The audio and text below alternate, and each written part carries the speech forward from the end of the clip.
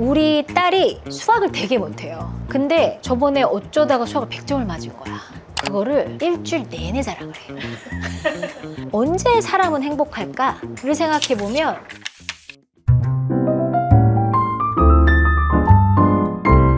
개인적으로 좋아하는 일에서는 돈을 내야 된다고 생각해. 내가 좋아서 하는 거면 돈을 내야지. 근데 일이잖아. 그러니까 돈을 받는 거예요. 일단 첫 번째는 그거고, 그러면은 내가 싫은 일과 괜찮은 일로 판단해야 돼. 내가 너무 싫은 일. 제가 제일 싫어하는 일은 뭐냐면, 저는 그 초등학교 때 그 총무 있잖아요, 총무. 막 이렇게 돈 걷어가지고 막 이렇게 하는 거. 맨날 빵꾸를 냈었어. 그래서 내가 맨날 이렇게 다 넣고 막 그 트라우마가 있거든요. 만약에 저한테 은행 가서 일을 하라고 하면, 진짜 막 연봉을 몇 억을 준다 그래 나는 일을 못 할 것 같아. 보통 왜 싫으냐면 못해서 그래요.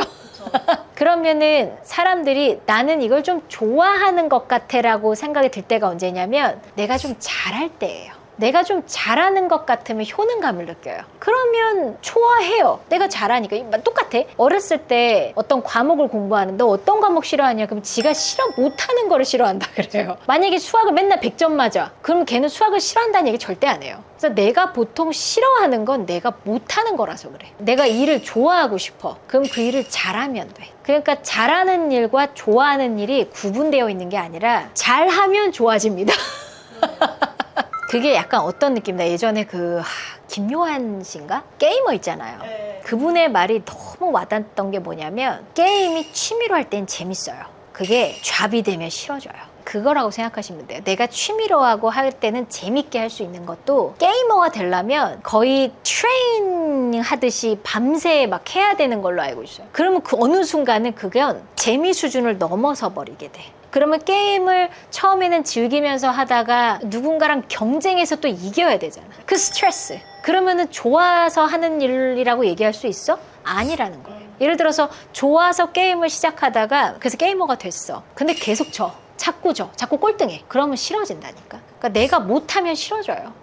일 잘하는 사람의 특징은 관찰하는 사람이에요. 관찰하고 뭐가 문제지? 일단은 문제인식을 할 줄 알아야 돼요. 유튜브로 예를 들어 볼게요. 지금 우리 유튜브의 문제는, 라이프투데이 문제는 구독자가 안 늘어. 이게 문제인식이야. 예를 들어서 일을 못하는 친구들은 문제인지 아니? 그것조차 인식을 못해. 이게 일단 1번이에요. 문제인식. 그럼 이제 어떻게 이걸 해결할까잖아요. 모든 삶은 문제인식과 해결이라 그랬잖아요. 이거를 해결하는 가장 좋은 방법은 생각을 계속하는 거고 몰두를 하는 거거든요. 이거 어떻게 해결하지? 어떻게 해결하지? 하는데 그냥 어떻게 해결하지가 아니라 관찰을 해야 돼. 잘하는 애들은 어떻게 하지? 제가 마치 스타 강사가 되기 위해서 잘하는 강사들은 뭘 하지? 그거를 막 팠던 것처럼 만약에 마케팅 담당자야. 그러면 지금 이 분야에서 마케팅 1위로 잘하는 애가 누구야? 그럼 이 업체야. 그러면 이 업체는 우리랑 다르게 뭘 하고 있지? 관찰을 하고서 거기서까지만 또 끝내는 애들이 있어요. 관찰한 거를 바로 적용을 하는 애들이 있어요. 그게 이제 일 잘하는 친구들의 특징인 것 같고, 두 번째는 또 뭐가 있냐면 예전에 되게 특이했던 게 어떤 직원이 저한테 예를 들어서 이거 하세요. 네. 알겠습니다. 대부분 이렇게. 근데 그 직원은 어떻게 했냐면 대표님 이거를 근데 왜 하는 건가요?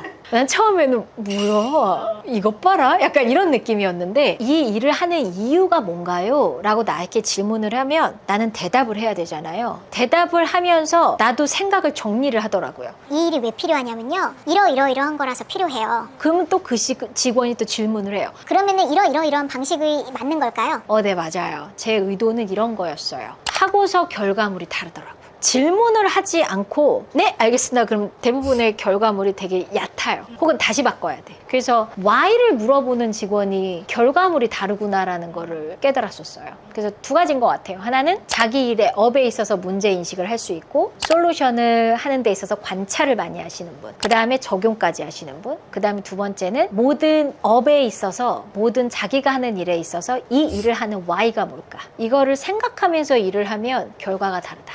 사실 이제 일을 할 때 사람 스트레스가 제일 크다고 하잖아요. 근데 이거 제가 최근에 우리 직원한테도 했던 말인 것 같긴 한데, 주니어와 시니어의 차이가 뭐냐면 같이 일하는 사람을 탓하지 않는 거예요. 쟤 때문에 못했어요. 협력업체가 너무 일을 못해서 못했어요. 이게 이제 주니어들의 특징이고, 시니어는 어떻게든 부어 삼죠. 빌기도 하고 협박도 연락도 하고 매일매일 전화를 해서라도 결과를 만들어내. 그러니까 그게 가장 큰 차이인 것 같아요. 사람이 나를 스트레스 받게 한다. 그러면은 이것도 하나의 이제 문제와 솔루션을 만드는 거거든요. 이 사람은 나한테 왜 그럴까?를 생각하고 이 사람을 내 편으로 만들 수 있을까 아닐까? 이 사람을 내 편으로 만드는 게 중요할까 안 중요할까? 예를 들어 같이 무조건 일해야 돼. 그러면 어떻게든 구워 삶아야 되는 거야. 그게 사람을 다룰 수 있는 기술이라고 생각을 해요. 제가 그 얘기를 했어요. 그러면 평생 만나면서 나이스한 사람만 만날 것 같아요? 일만 잘하는 사람만 만날 것 같아요? 그 환경에서는 누구든 할 수 있어요. 근데 나이스하지 않아도 일을 못해도 결과를 낼 수 있는 사람이 시니어가 되는 거라고 생각해요.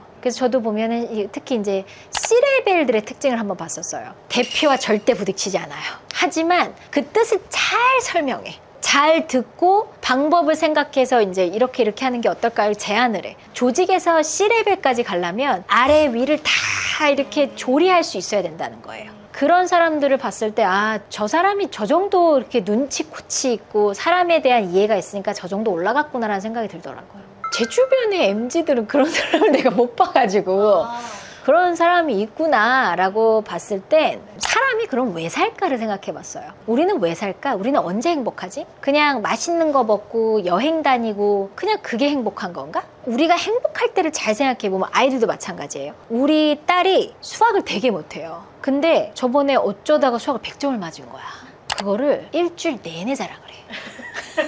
그리고 옛날에 물어볼 때는 너 뭘 제일 싫어? 수학. 아까도 얘기했지만 못하는 걸 싫어한다 그랬잖아요. 그냥 어쩌다가 이제 100점을 맞으니까 수학이 은근 또 좋아진 거야. 근데 이제 이 친구를 딱 봤을 때 100점 맞았다는 얘기를 할 때 너무 행복해 보여. 언제 사람은 행복할까를 생각해 보면 내가 못한 걸 잘하게 됐을 때, 누군가에게 칭찬받았을 때, 그런 게 사실 성장이잖아요. 그럴 때 행복하지 않나? 라는 생각이에요. 예를 들어서 저희 수강생 중에서도 80대 어르신도 있어요. 80대 어르신이 영어를 어디다 쓸 일이 뭐 해외를 가실 것도 아니고 왜 하시는 거예요? 라고 누군가는 물어볼 거예요. 번역에 요즘 얼마나 좋은데 영어 공부를 왜 해? 이렇게 생각할 수도 있어요. 그럼 그분은 왜 할까요? 죽기 전까지 내가 무언가를 패션을 넣으면서 내가 어제 이걸 못했던 걸 오늘은 내가 하는구나. 그냥 그게 즐거운 거야. 그래서 이런 말 하셨을 때 되게 좀 슬펐어요. 85세 어르신인데 저희 소리 튜닝 과정이 5개월 정도 진도표거든요. 이게 보통 얼마나 걸리나요? 라고 이제 고객센터에 물어보셨대. 평균적으로는 한 5개월 정도면 한 번 다 돌리세요 라고 했더니 그분이 그럼 제가 죽을 수도 있겠네요 라고 하셨다는 거야. 그런데 등록을 하셨어요. 그러니까 뭐냐면 자기는 죽기 전까지 성장을 하고 싶다라는 거예요. 그렇게 치면 예를 들어서 AI가 이렇게 좋아지는데 영어 공부를 할 필요 없지 않아요? 하는 사람들 되게 많아요. 이거 뭐 다 이제 AI가 다 알아서 번역도 해주고 뭐 챗GPT 얼마나 좋은데. 그런 논리라면 아무것도 할 게 없어요 앞으로. 그냥 가만히 있어야 돼. AI가 다 해줄 거거든. 그럼 왜 살아? 인간과 짐승이 뭐가 달라? 짐승과 인간이 다른 건 제가 생각할 때는 왜 인간은 계속 진화했는가거든요. 원시 시대에 도끼를 막 이러고 있다가 가만 써봐라. 돌로 계속 하니까 좀 이렇게 효율이 떨어지네. 철 같은 게 되게 세니까 저걸로 한번 해볼까? 이러면서 진화라는 게 일어난 거야. 그게 한 사람의 성장이에요. 그 과정이 즐겁고 재밌고 하는 게 행복하지 않나? 라는 생각이에요. 사실 맛있는 것도요. 다 먹던 맛이야. 여행도 어떤 분이 60대 정년 퇴임하시고 계속 여행만 다니셨대요. 그래서 요즘도 여행 다니세요? 그러니까 요즘 안 간대. 왜요? 그러니까 다 없어 거기야.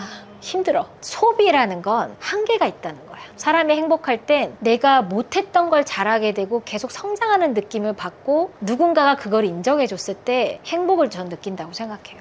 제가 이상할 수도 있어요. 저는 요가를 배우더라도 자격증을 타요. 뭘 하나 이제 취미로 하는데 나는 이걸 좀 깊숙하게 알고 싶다. 그러면은 더 깊숙하게 들어가서 조금 더 자아 실현할 수 있는 거를 목표로 삼고 하는 스타일인 것 같아요. 근데 그냥 취미로 하는 어떤 운동이라든지 뭐 이런 거는 할 수 있다고 생각을 하는데 그냥 편안하게 아무 생각 없이 그냥 아무런 걱정 없이 살고 싶다 이거든요 사실. 근데 삶이 그렇지 않아요.